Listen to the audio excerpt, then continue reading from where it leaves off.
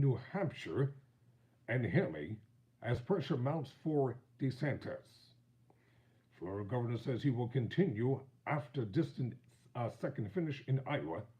I'm Tyrone Bowman. This is Tyrone Bowman Tonight. According to the Wall Street Journal, fresh off a record-setting victory in Iowa, Donald Trump shifted attention to his next target in the GOP nomination. The GOP nomination hunt, while his two remaining opponents were trying to recalibrate their strategies in the face of long odds of stopping the former president.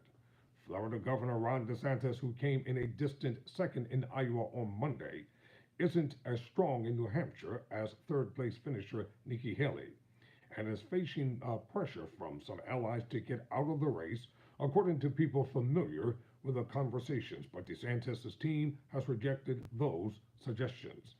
DeSantis had events Tuesday in South Carolina before heading to New Hampshire later in the day, where he was scheduled to appear at a CNN forum. Haley had an event in northern New Hampshire, a trek made more difficult by falling snow. Trump is scheduled to arrive in the state for a late afternoon rally.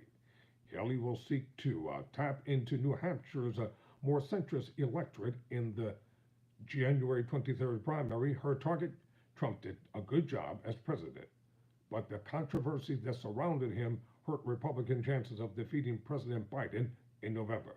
It's a marathon. It's not a sprint. But we couldn't be more excited about the energy we have on the ground here in New Hampshire, Haley said Tuesday morning after arriving in the state.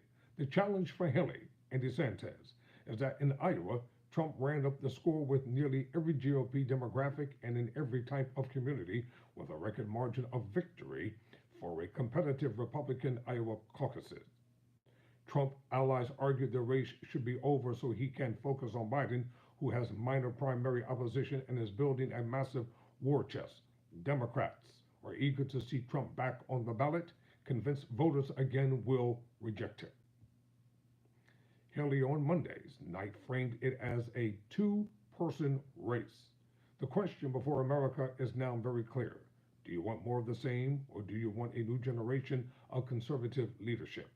She also released a new ad in New Hampshire featuring Trump and Biden trying to exploit a feeling of dread among many Americans about a rematch between the two. If Haley doesn't win in New Hampshire, it's all over.